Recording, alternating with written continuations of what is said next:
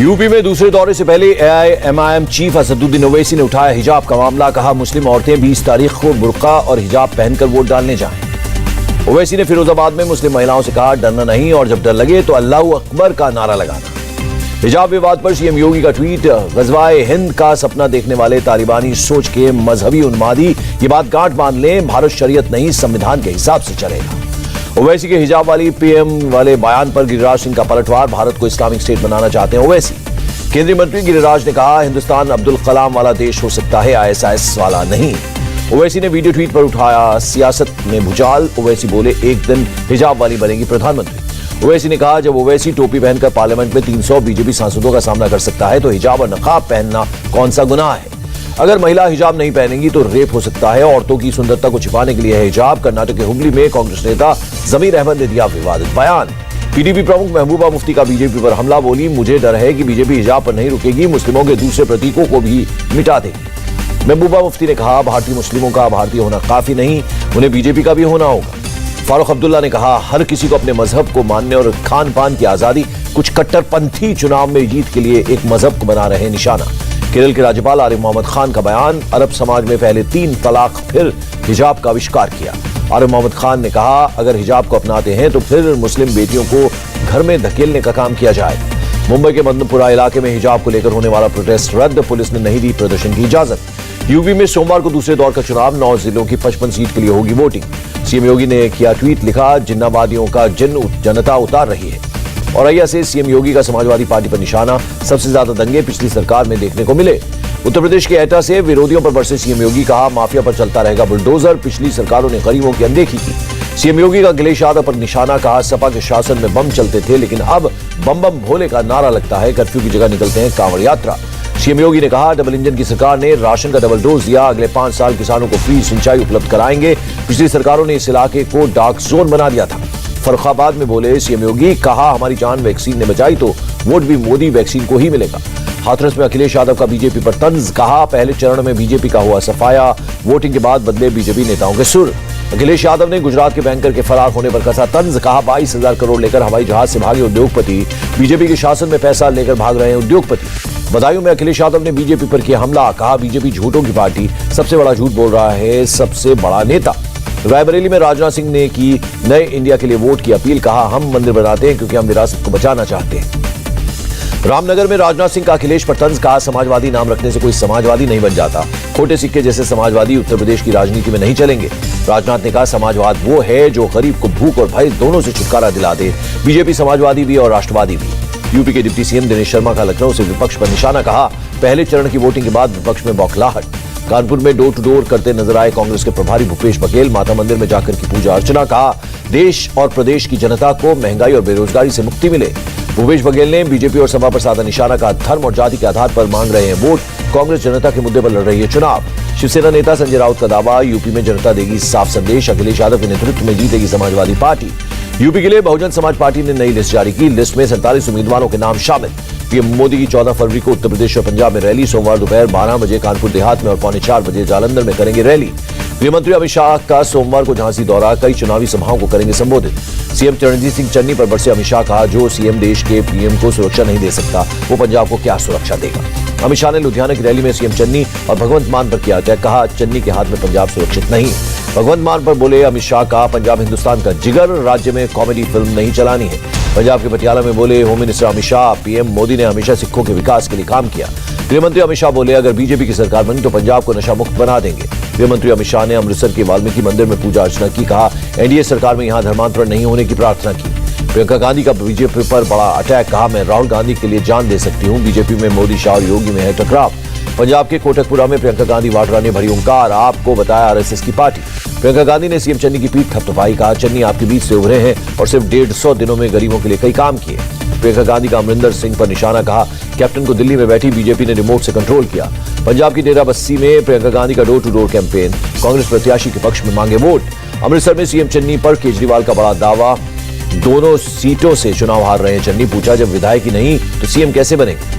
अवैध रेत खनन के चन्नी को क्लीन चिट पर बोले केजरीवाल, सीएम बनते ही भगवंत मान कराएंगे चन्नी की निष्पक्ष जांच, पूछा ईडी रेड में सबूत के बाद भी क्यों नहीं हुई गिरफ्तारी।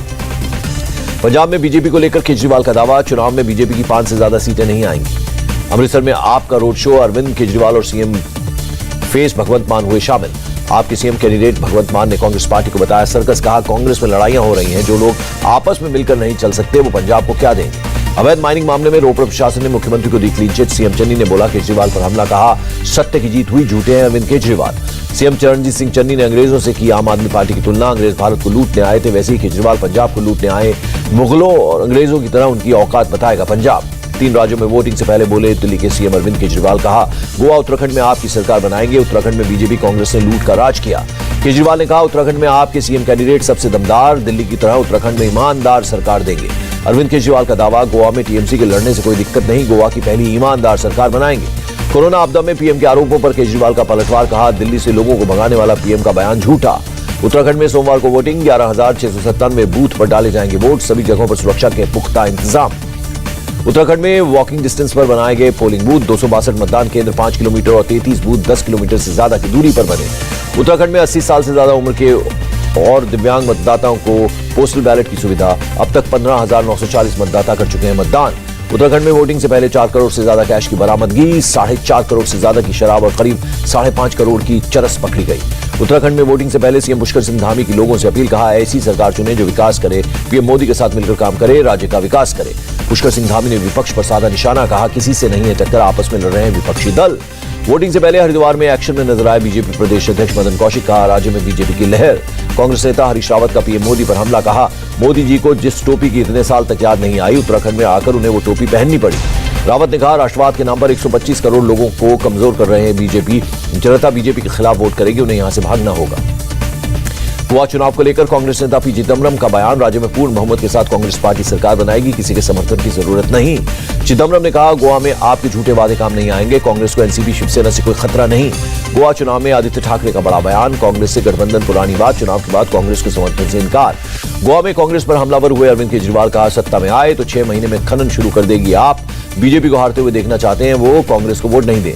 अरविंद केजरीवाल का दावा, 11 मार्च को सभी कांग्रेस विधायक ज्वाइन कर लेंगे। बीजेपी बोले आपको दें वोट। गोवा चुनाव को लेकर देवेंद्र फडणवीस का बयान। अपने दम पर फिर सरकार बना रही है बीजेपी, लोगों को पीएम मोदी के नेतृत्व पर भरोसा। फडणवीस का कांग्रेस और आप पर हमला। आप शिवसेना का गोवा में कोई जनाधार नहीं, कांग्रेस पार्टी पर जनता को नहीं रहा भरोसा। चुनाव पर प्रधानमंत्री मोदी ने इंडिया टीवी से की बात। कहा यूपी की ग्राउंड रिपोर्ट बहुत अच्छी दिख रहा है, 2014 जैसा माहौल। पीएम मोदी का दावा, 5 राज्यों में बीजेपी के लिए लहर, जनता को बीजेपी पर भरोसा। बीजेपी के राष्ट्रीय अध्यक्ष ने ट्वीट कर पीएम मोदी की बातों को किया कोट। 2017 से बीजेपी की सरकार बनने के बाद केदारनाथ धाम का हुआ कायाकल्प। इंडिया टीवी पर पीएम मोदी के इंटरव्यू के बाद केंद्रीय मंत्री स्मृति ईरानी ने किया ट्वीट। कहा उत्तराखंड में पूरी तरह बीजेपी की लहर।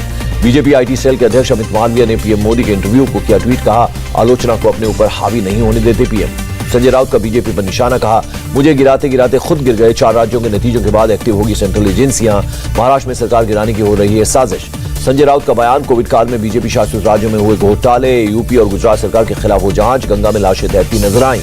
संजय राउत ने लोकसभा चुनाव के लिए देश भर में तैयारियों का किया दावा। कहा आदित्य ठाकरे के नेतृत्व में शिवसेना लड़ेगी लोकसभा चुनाव। असम के सीएम हेमंत बिस्वा शर्मा का कांग्रेस पर निशाना। कहा कांग्रेस ने देश को बर्बाद करने का काम किया। सीएम हेमंत बिस्वा शर्मा ने कहा आज कोई कांग्रेस को सुनने वाला नहीं है, लोगों को देश के प्रति खुद वफादार होना चाहिए। नक्सली हमले पर झारखंड के सीएम हेमंत सोरेन का बयान। बोले पीड़ित परिवार के साथ खड़ी है सोरेन सरकार। सीएम सोरेन राज्यपाल रमेश बैस ने शहीद जवान को दी श्रद्धांजलि। बीजापुर के नक्सली हमले में सीआरपीएफ के असिस्टेंट कमांडेंट शांति भूषण हुए थे शहीद। केन्या के पूर्व पीएम से मिलने के बाद पीएम मोदी का ट्वीट। कहा दोनों देशों के बीच मजबूत द्विपक्षीय संबंध है। केन्या के पूर्व पीएम एच.ई. रेला ओमोलो ओडिंगा ने कहा आयुर्वेदिक इलाज से मेरी बेटी की आंख ठीक हुई। इसको लेकर पीएम मोदी से बात भी हुई। आज से 3 दिन के फिलीपींस दौरे पर विदेश मंत्री एस जयशंकर। 15 फरवरी तक चलेगी फिलीपींस की द्विपक्षीय यात्रा। बैंकिंग इतिहास का बड़ा घोटाला आया सामने। गुजरात की एबीजी शिपयार्ड ने 28 बैंकों के 22,842 करोड़ का चूना लगाया। स्कैम के बाद सीबीआई ने दर्ज की एफआईआर। 28 बैंकों से एक साथ 22,842 करोड़ की धोखाधड़ी। बैंक फ्रॉड पर राहुल गांधी का तीखा हमला। मोदी काल में अब तक 5,35,000 करोड़ के बैंक फ्रॉड हो चुके हैं। लूट और धोखे के ये दिन सिर्फ मोदी मित्रों के लिए अच्छे दिन हैं। केंद्र सरकार ने तेलंगाना में सबसे बड़े आदिवासी मेले के लिए 2.5 करोड़ रुपए देने की मंजूरी दी। 16 से 19 फरवरी तक चलेगा मेला। श्रीलंकाई नौसेना की ओर से मछुआरों को गिरफ्तारी को लेकर तमिलनाडु के सीएम का पीएम को पत्र। दोनों देशों के बीच द्विपक्षीय वार्ता की मांग की। पंचतत्व में विलीन हुए राहुल बजाज। राजकीय सम्मान के साथ पुणे में हुआ अंतिम संस्कार। न्यायाधीशों और न्यायपालिका पर स्पेशल मीडिया पर टिप्पणी करने वालों पर एफआईआर। आरोपियों के खिलाफ सीबीआई ने किया केस दर्ज। एफआईआर दर्ज कर सीबीआई ने एक वकील के और एक कारोबारी समेत 3 को किया गिरफ्तार। सभी को कोर्ट ने न्यायिक हिरासत में भेजा। पुणे पुलिस ने 300 से ज्यादा बीजेपी कार्यकर्ताओं के खिलाफ किया केस दर्ज। बीजेपी नेता किरीट सोमैया के समर्थन में उमड़ी थी भीड़।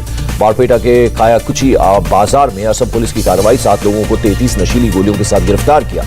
हरियाणा स्थित गुरुग्राम में दिव्यांग महिला के साथ बदसलूकी, एक रेस्टोरेंट ने उसे अपने यहां एंट्री देने से इनकार किया। सृष्टि पांडे का आरोप, व्हील चेयर के साथ अंदर जाने से किया मना, हमें ऐसी फैंसी जगह से इस तरह के रवैये की आशंका नहीं थी। सूरत के कामरेज इलाके में युवक ने युवती का किया मर्डर, बीच सड़क पर गला काट कर की हत्या। देश में कोरोना केस में लगातार कमी, 24 घंटे में 44,877 नए केस, एक्टिव केस की संख्या 5,37,000 के पार। राज्यों को कोरोना वैक्सीन की 170 करोड़ से ज्यादा डोज उपलब्ध कराई गई। राज्यों के पास 12 करोड़ से ज्यादा टीके मौजूद। जबलपुर, इंदौर, ग्वालियर में फिजिकल मोड पर शुरू हुई सुनवाई, 35 दिनों के बाद सोमवार से खुलेंगे कोर्ट। दिल्ली में कोरोना के 804 नए मामले सामने आए, 12 लोगों की कोरोना से मौत हुई। महाराष्ट्र में कोरोना के 3,500 से ज्यादा मामले आए सामने, 24 घंटे में 17 लोगों की मौत। फ्रांस में कोरोना प्रतिबंधों के खिलाफ विरोध प्रदर्शन, पेरिस में पुलिस से भिड़े प्रदर्शनकारी, पुलिस ने भीड़ को तितर बितर करने के लिए दागे आंसू गैस के गोले। नॉर्वे के प्रधानमंत्री ने मास्क पहने और 3 फीट की दूरी की अनिवार्यता खत्म की, कोरोना मामलों में कमी के बाद लिया फैसला। रूस की ओर से यूक्रेन पर हमले की आशंका, इस आशंका के चलते कुछ एयरलाइंस ने यूक्रेन जाने वाली उड़ानों पर लगाई रोक। यूक्रेन पर रूसी हमले की आशंका के बीच अमेरिका राष्ट्रपति जो बाइडेन ने व्लादिमीर पुतिन से की बात, दोनों के बीच 62 मिनट तक हुई बातचीत। अमेरिकी राष्ट्रपति ने बातचीत के बाद रूस को दी चेतावनी, कहा आक्रमण किया तो भुगतने होंगे गंभीर परिणाम।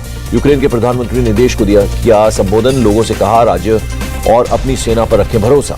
सरकारी कंपनी ओएनजीसी के मुनाफे में 7 गुना उछाल, तीसरी तिमाही में 8,764 करोड़ रुपए का नेट प्रॉफिट।